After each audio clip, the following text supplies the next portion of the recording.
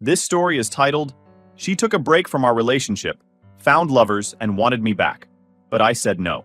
Hi everyone, before we dive in, a quick favor. If you enjoy content like this, please hit the subscribe button.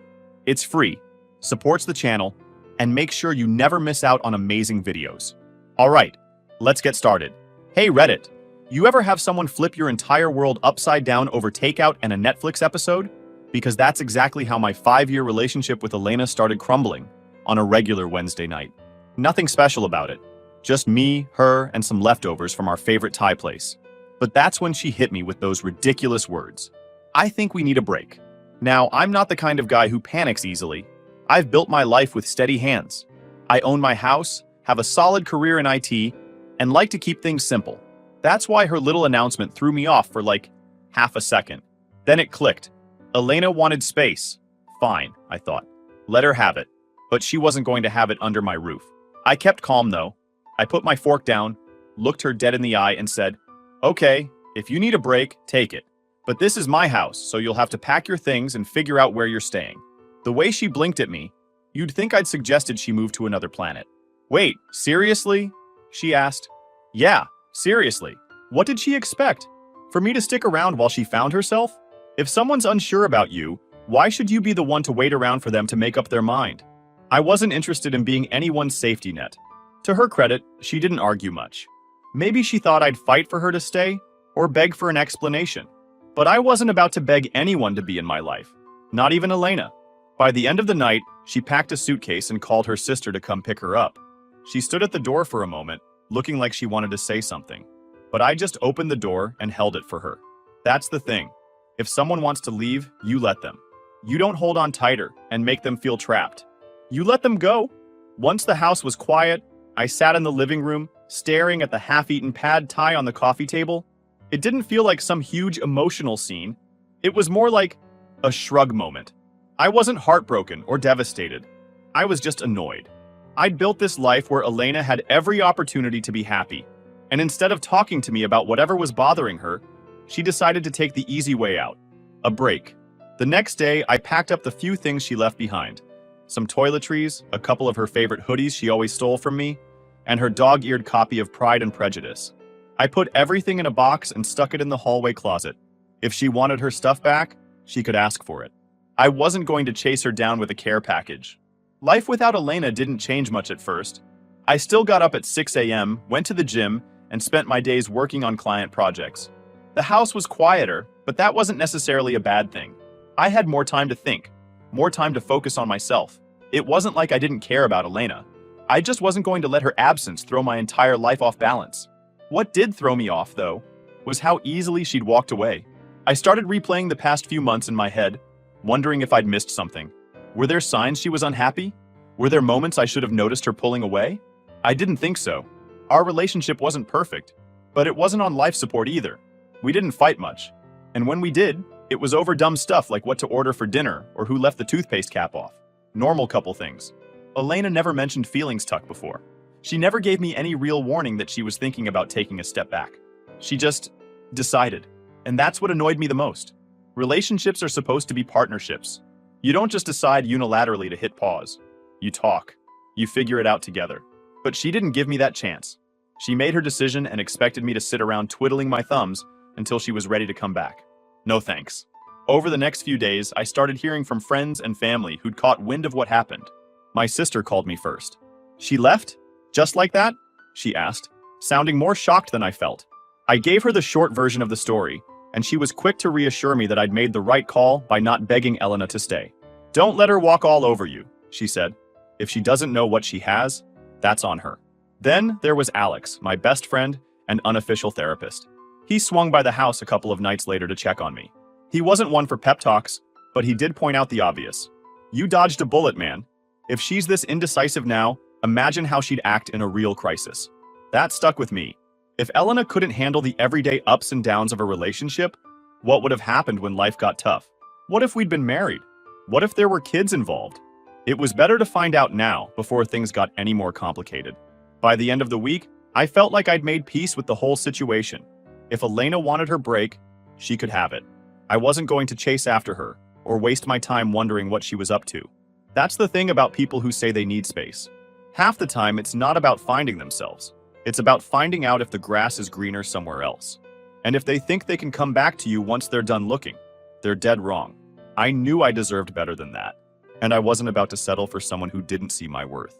So I kept moving forward, confident that I'd made the right choice. And honestly, it felt pretty damn good. It didn't take long for people to start talking. When someone moves out, especially when you live in a close-knit neighborhood and share a lot of mutual friends, the whispers spread fast. I wasn't the type to go around announcing, "Hey, Elena wanted a break, so she's gone now." But apparently, she didn't have the same level of discretion. At first, it was just small things. A friend of mine, Jordan, texted me about a week after Elena left. "Hey man, hope you're doing okay. I ran into Elena at the dock last night. She seemed different." Different? What was that supposed to mean? I didn't reply right away because I didn't feel like unpacking the subtlety. I didn't ask Jordan for more details either. Let her be different. She wasn't my problem anymore. But then another friend, Lauren, called me a couple of days later. "I wasn't sure if I should tell you this," she started, which is always a great opening line when someone's about to spill something you probably don't want to hear. "I saw Elena out with some guy at the tavern last night. Looked kinda cozy, you know?" Cozy. That word stuck with me. Not because I cared what she was doing. I meant it when I said she could have her space. But because it confirmed something I already suspected. This break wasn't about self-discovery or whatever she claimed. It was about seeing what else was out there. And clearly, she wasn't wasting any time. I thanked Lauren, told her I appreciated the heads up, and hung up. I wasn't mad, at least, I didn't think I was. I wasn't jealous either. If anything, I felt a little insulted. 5 years together, and the first thing she does after leaving is hit up some bar with another guy? It wasn't even about me wanting her back.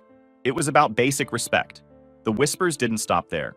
Over the next week, more people started chiming in with their unsolicited updates. My neighbor, Janice, caught me outside while I was mowing the lawn. "Hey, Noah," she said, leaning over the fence like she had a juicy piece of gossip to share. "I saw Elena out jogging with some guy yesterday morning.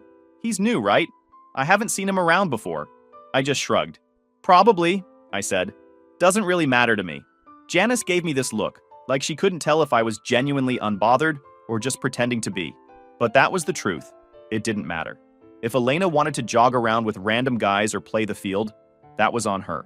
I had better things to worry about, like keeping my lawn in check and focusing on my own life. The funny thing was, I wasn't even trying to find out what Elena was up to. People just kept telling me. It's like when someone tells you not to think about something, and suddenly it's all you can think about. I didn't ask for these updates, but they kept landing in my lap anyway. The most telling sign, though, came from Elena herself, or rather, her social media. I wasn't stalking her, let's get that straight. But one night, I opened Instagram to check something, and her profile popped up in my feed. You know how the algorithm works. It shows you what it thinks you want to see. Apparently, it thought I wanted to see Elena's stories. There she was, laughing in the background of someone else's photo, sitting across from a guy I didn't recognize. He had that try-hard look, fitted shirt, perfect stubble, the kind of guy who probably spends more time taking selfies than actually enjoying life. They were at some trendy restaurant downtown, one of those places Elena always wanted us to go but never bothered to actually plan. Seeing her there, smiling like she didn't have a care in the world, made me shake my head. It wasn't that I felt hurt, I didn't, but it was disappointing in a way I didn't expect. After these years together, I'd have thought she'd take at least a little time to reflect or, I don't know, show some respect for what we had. Instead, she was out there acting like a single woman who'd never been in a relationship. It was like I didn't exist. I closed Instagram and didn't look at her profile again after that. I didn't need to. Whatever she was doing, she could keep doing it. I had no interest in being part of her audience. One thing that did bug me, though, was how she framed the situation to people. A mutual friend, Rachel, called me one evening. "So, Elena told me you two are taking a break," she said, her voice laced with skepticism. "But she made it sound like it was your idea." My idea? That made me laugh. "Rachel, I don't know what she told you, but let's be clear. Elena asked for the break, not me. I just told her she couldn't stick around here while she figured it out. She needed space, so I gave it to her." Rachel sighed. "Yeah, that's not how she's spinning it. She's acting like you pushed her out or something." That didn't surprise me. Elena always had a way of twisting things to make herself look like the victim. I wasn't going to waste my energy correcting her narrative, though. If people wanted to believe her version of events, Fine. The people who mattered knew the truth, and that was enough for me. The most ironic part of all this? The more I heard about Elena's escapades, the more confident I felt in my decision to let her go. She wasn't the person I thought she was. Or maybe she was, and I just hadn't been paying attention. Either way, I didn't feel like I'd lost anything. If anything, I felt like I'd dodged a long-term headache. Every time someone told me about another guy she was spotted with, I'd just nod and move on. It became a joke between me and Alex. "Man, she's going through them like a buffet," he said one night. I laughed because it wasn't far from the truth. Elena wasn't finding herself. She was just trying to fill whatever void she felt with attention from random guys. And that wasn't my problem anymore. By the end of the second week, the whispers started to die down. Maybe people got tired of keeping me updated, or maybe Elena's antics weren't as interesting anymore. Either way, I felt a sense of relief. I didn't need to hear about her life. I was too busy living mine. Here's the thing. When someone shows you who they are, believe them. Elena showed me she wasn't serious about us. She wanted to see what else was out there, and I wasn't about to stop her. But I wasn't going to wait around for her either. I had my house, my life, and my dignity. And that was worth more than any relationship with someone who didn't know what they wanted. 3 weeks after Elena left, I got a text from her out of nowhere. Just 4 words. "Can we meet up?" "No." "Hello." "No. How are you?" Just straight to the point. Honestly, I laughed when I saw it. After everything, now she wanted to talk. I wasn't about to jump at the chance to sit down and rehash whatever nonsense was going on in her head. But I'm not one to leave things unresolved either, so I replied, "When and where?" She suggested the park we used to go to all the time. This little spot downtown where we'd sit for hours, pretending life wasn't as hectic as it was. I agreed, mostly because I wanted to see what excuse she'd try to pull out of her hat this time. Part of me already knew this wasn't going to be an apology. It'd be some half-baked attempt to justify her actions. The day of the meeting, I showed up 10 minutes early. Not because I was eager, but because I didn't want to give her the satisfaction of arriving first and feeling like she had the upper hand. I grabbed my coffee on the way and sat at a chair near the big fountain, sipping slowly as I waited. When she came, I noticed 2 things. First, she looked like she'd been overthinking everything. Hair tied up, no makeup, wearing that oversized sweater she always reached for when she felt guilty about something. Second, she looked smaller somehow. Not physically, but in a way that made it clear she wasn't as confident as she'd been when she walked out of my house 3 weeks ago. She spotted me, waved awkwardly, and made her way over. I didn't stand up. I just leaned back in my chair and nodded. If she wanted to talk, she could do the work. I wasn't about to make this easy for her. "Thanks for meeting me," she started, sitting down. I didn't reply. I just raised an eyebrow and waited for her to get to the point. Let her squirm a little. She deserved it. She launched into this long, rambling explanation about how she'd been feeling lost and confused when she asked for the break. She tried to spin it like she was doing me a favor by stepping away to figure herself out. "I didn't want to drag you down while I was sorting through my feelings," she said, avoiding eye contact. That one made me chuckle. Drag me down? I wasn't the one who needed sorting out. My life was stable. She was the one who couldn't figure out what she wanted. And somehow, she'd managed to convince herself that leaving was a selfless act. "I just needed time," she continued, "to see if I could be the best version of myself. For us. For us." Like she'd been doing all this soul-searching for my benefit. I almost rolled my eyes. When she finally stopped talking, "So," I said, keeping my tone neutral, "how'd that time work out for you?" That threw her off. She blinked a few times, clearly not expecting me to be so blunt. "It's been enlightening," she said hesitantly. "I realized that I was taking you for granted, that I wasn't appreciating everything you bring to the relationship." I didn't say anything, just nodded for her to continue. I wasn't about to help her dig herself out of this hole. "And, she added, her voice getting quieter, "I made some mistakes during the break." Mistakes. That was the word she chose. Not choices or decisions. Mistakes, like everything that happened was some kind of accident. "I heard about your mistakes," I said calmly, not letting any emotion show. "People talk, Elena. I know about the bar, the restaurant, the jogging partner." Her face turned red, and she started stammering. "I didn't mean for it to happen like that. I thought I needed to see if I was missing something." I shook my head. "You weren't missing anything. You had everything you needed, and you threw it away to see if you could find someone better. That's on you." She looked like she wanted to cry, but I didn't care. I wasn't going to comfort her. She was the one who chose to walk out, and now she had to deal with the consequences. I realize now how much I care about you, she said, her voice shaky. I want us to work things out. I want to come home. There it was. The big reveal. She wanted to come back, but not because she'd suddenly realized my worth, because the fantasy she'd been chasing didn't live up to her expectations. Maybe the guys she was seeing didn't treat her the way I did. Maybe they weren't as patient or as stable. Whatever the reason, it didn't matter. She wasn't asking to come back because she loved me. She was asking because I was her safe bet. No, I said simply, leaning back in my chair. She blinked, clearly not expecting that response. No? That's right, I said. You wanted a break and you got it. But you don't get to walk back into my life just because things didn't go the way you thought they would. She tried to argue, to plead her case, but I wasn't interested. I stood up. Take care of yourself, Elena, I said before leaving. I didn't look back. I didn't wait to see if she'd follow me or call after me. As far as I was concerned, that chapter was closed. She'd made her choices, and now she had to live with them. If there's one thing I've learned from this, it's that you can't let someone treat you like an option. If they don't know your worth, you don't need to stick around waiting for them to figure it out. You move on, and you don't look back. And that's exactly what I plan to do.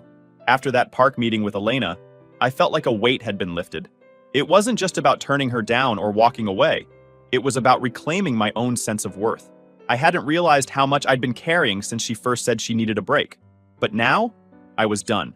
No second guessing, no lingering doubts. The first thing I did when I got home was clear out the hallway closet. That box of her stuff, it all went into the trunk of my car. I drove straight to her sister's place and left it on the porch without a word. No text, no note. She could deal with it on her own time. I wasn't about to have her lingering in my space any longer than necessary. Over the next few days, I started settling into a new rhythm. My house felt different without Elena's presence, but not in a bad way. It was quieter, sure, but also more peaceful. I didn't have to worry about her passive-aggressive sighs when I left a dish in the sink, or her endless stream of suggestions about how I could improve the house. The house was mine again, and I made it a point to make it feel like mine. I rearranged the furniture in the living room, replaced the throw pillows she'd insisted on buying, and even swapped out the shower curtain. Small changes, but they made a big difference. Every little adjustment felt like a step toward reclaiming my space. One night, Alex came over to hang out. He hadn't seen the house since Elena left, and the first thing he said when he walked in was, "Man, it feels way better in here now.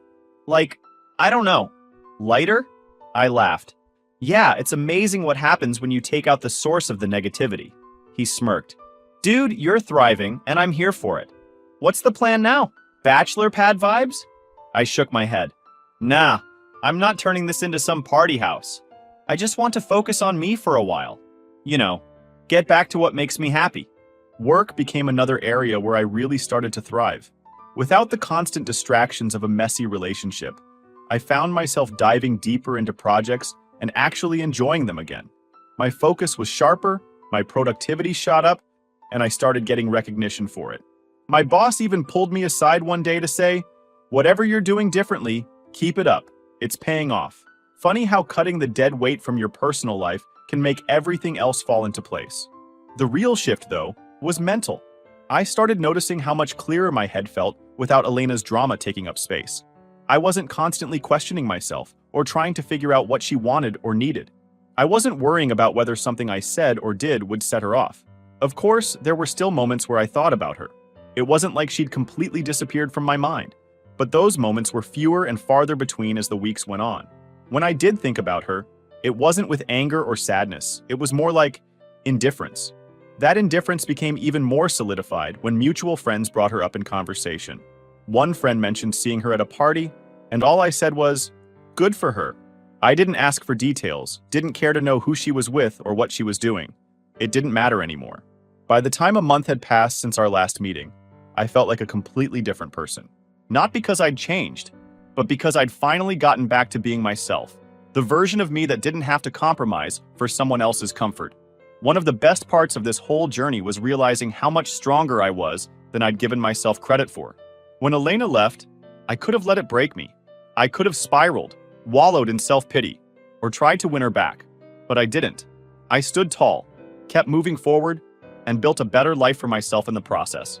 It wasn't about proving anything to her, or to anyone else for that matter. It was about proving something to myself. And I did. Sometimes, the best thing you can do for yourself is let go of what's holding you back. Whether it's a toxic relationship, a dead-end situation, or just a mindset that's keeping you stuck, letting go can be the most liberating thing in the world.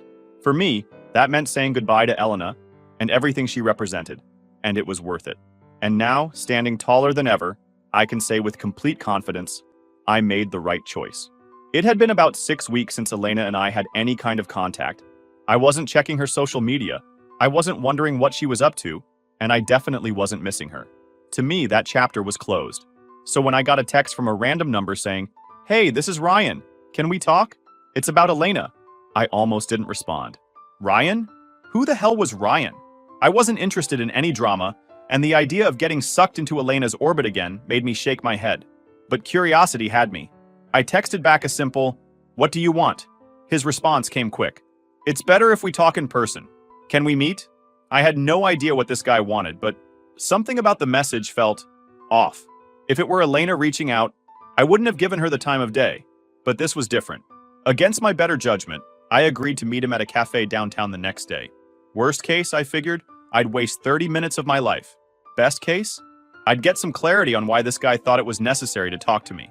The next afternoon, I walked into the cafe and spotted him right away. He was sitting at a corner table, fidgeting with his cup. Early 30s, clean cut, one of those guys who probably spends half his life on LinkedIn. I sat down across from him, not bothering with any small talk.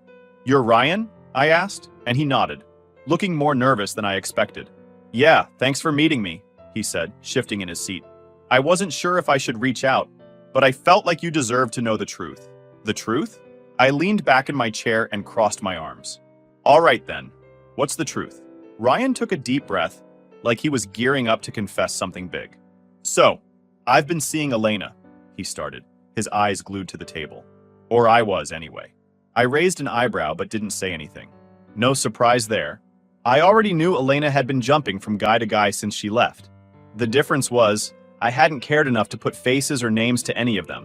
Ryan was just another name on the list. He must have noticed my lack of reaction because he kept talking, words tumbling out faster now. The thing is, when we started seeing each other, she told me you two were done. Like, completely done. She said the break was just a formality, and that you were emotionally checked out. I almost laughed at that. Emotionally checked out? I repeated, shaking my head. Yeah, that's not how it went down. She asked for the break. I told her to pack her bags. End of story. Ryan looked genuinely uncomfortable, which frankly, I found satisfying. He was starting to realize he'd been played. She made it sound like you were the one who didn't care, he admitted. Like she had no choice but to move on. Classic Elena, twisting the narrative to make herself look like the victim. It didn't surprise me, but it did confirm one thing. She hadn't changed. Not even a little. So why are you telling me this now? I asked, leaning forward slightly. What's the point? Ryan sighed, running a hand through his hair. Because I started noticing things. Little things that didn't add up. She'd mention you in passing, like you were still in the picture somehow. She'd tell stories about your house, about things you used to do together, and it didn't make sense if she was really over you. I didn't say anything, letting him keep digging his own hole. The longer he talked, the more apparent it became that he'd been strung along just like I had, except I'd woken up to it a lot sooner. She wasn't honest with either of us, he continued. She made me think you were the bad guy, but now I see it. She was keeping her options open, playing both sides. And when things between us started falling apart, she started talking about wanting to go back to you. There it was. The real reason he wanted to meet. Ryan wasn't here to clear his conscience. He was here because he'd been burned, and he didn't want to go down alone.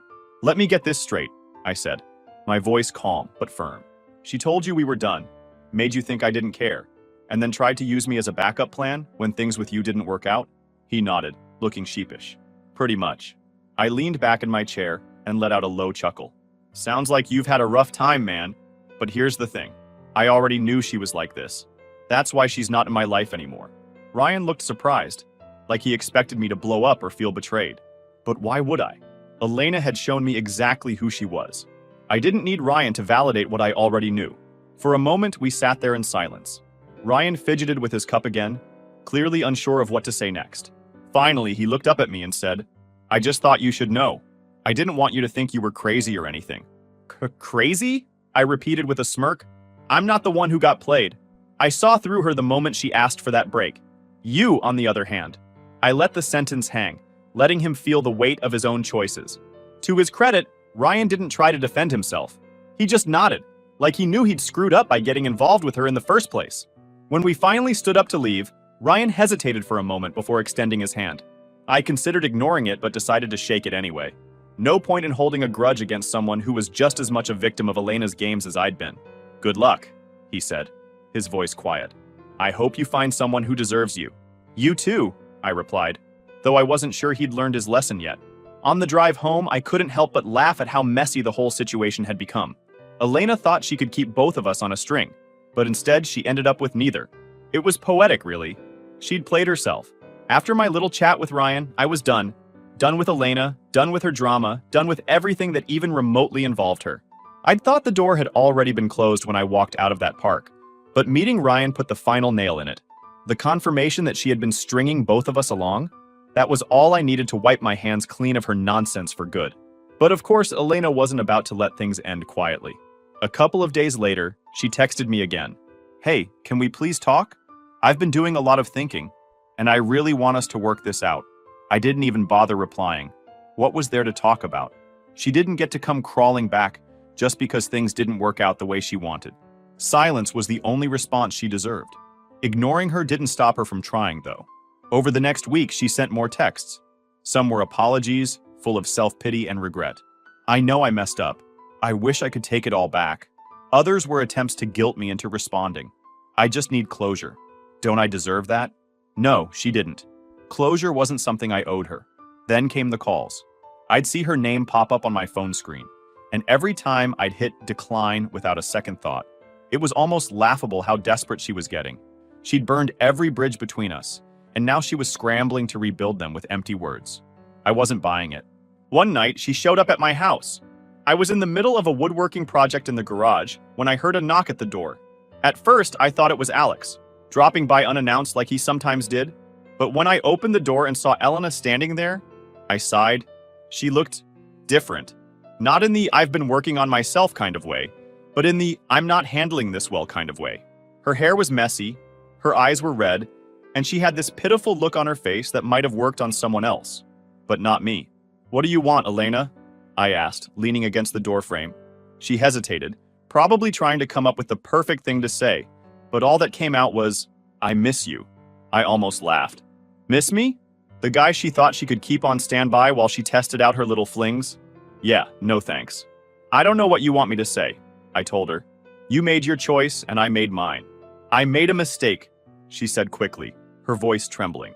I thought I needed something different, but I didn't. I had everything I needed with you, and I was too blind to see it. I crossed my arms and gave her a long, hard look. You think you can just show up here, say a few nice words, and I'll forget everything you did? That's not how it works, Elena. She started to cry then, tears streaming down her face as she tried to plead her case. I didn't know what I was doing. I was confused and I got caught up in my own head. I'm sorry, Noah. I really am. Can't we just start over? Her tears didn't move me. They might have worked on Ryan or whatever other guy she'd been messing with, but I wasn't about to fall for it. Starting over wasn't an option. I'm not interested, I said firmly. You wanted space, you got it. You wanted to explore other options, you did. Now you're dealing with the consequences of your actions. That's not my problem. She stood there for a moment, stunned into silence. Then she tried one last angle. What about everything we built together? Doesn't that mean anything to you? Look, I said, my voice calm but firm. I don't hate you. I'm not angry anymore. But I'm not going to let you back into my life just because you realized you made a mistake. You need to move on, Elena. I have. Her face crumpled, and for a moment, I thought she was going to argue again. But instead, she just nodded, wiping her tears with the sleeve of her hoodie. I'm sorry, she said quietly, for everything. I didn't respond. What was there to say? I closed the door as she walked away, not bothering to watch her go. I felt nothing. No sadness, no anger, no regret, just relief. She was out of my life for good, and that was exactly where she needed to stay. After that night, she didn't try to contact me again. Maybe she finally got the message, or maybe she was too embarrassed to keep trying. Either way, I didn't care. My life was better without her, and I wasn't about to let her back in. I started planning a trip I'd always wanted to take but never had the time for. Life felt full again. Not because of anyone else, but because I was building it on my own terms. No games, no drama, just peace. Here's the thing. People like Elena don't change. They might say all the right words, cry all the right tears, but at the end of the day, their actions speak louder. And her actions told me everything I needed to know. She didn't value what we had. She thought she could walk away, try something new, and come back when it suited her. But that's not how life works. Not with me, anyway. I don't regret the time we spent together, but I also don't miss it. That chapter of my life is closed, locked, and the key's been thrown away.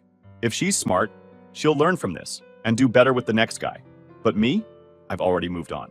As for Elena, the first I heard about her downfall came from Janice, my nosy neighbor, who had a knack for keeping tabs on everyone in the neighborhood. "Noah," she said, "did you hear about Elena?" I hadn't, of course, because I wasn't going out of my way to keep tabs on her. "What about her?" I asked, more out of politeness than genuine interest. Janice lowered her voice like she was about to spill state secrets. Apparently, she lost her job. Something about messing up a big project and getting into it with her boss. I just nodded, not bothering to say much. I wasn't going to gloat about her misfortune. Not out loud, anyway. Over the next couple of weeks, more stories about Elena started trickling in, each one worse than the last. First, it was the job. Then, I heard through a mutual friend that her living situation wasn't going well either. Turns out she'd been staying with her sister after our breakup, and things had gotten tense. Her sister apparently got tired of Elena's freeloading and told her she needed to find her own place. From what I gathered, Elena wasn't exactly drowning in options. She'd burned a lot of bridges, and most of the people she'd leaned on in the past weren't interested in helping her anymore. She ended up renting a room in some sketchy apartment across town, far from the cushy life she'd been used to. Inside, I couldn't help but feel a little vindicated.